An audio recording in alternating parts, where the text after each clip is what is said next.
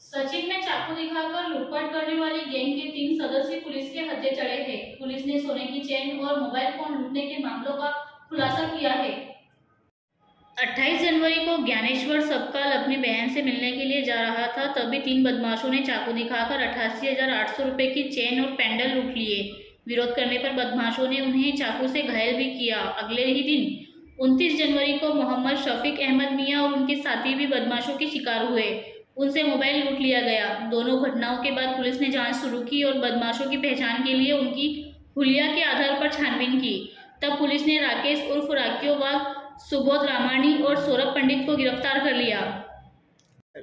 हाँ, तारीख 28/1 ના રોજ જે એક અમારે ત્યાં લૂંટનો બનાવ બન્યો હતો, જે બાબતે ગઈકાલે આરોપીને અટક કરવામાં આવી છે અને ગુનાની જગ્યાનું રિકન્સ્ટ્રક્શન પણ કરવામાં આવ્યું છે અને એના પાછળના જે ગુનાહિત ઇતિહાસ છે એ જોતા ભવિષ્યમાં એના વિરુદ્ધ અટકાયતી પગલાં પણ લેવામાં આવશે।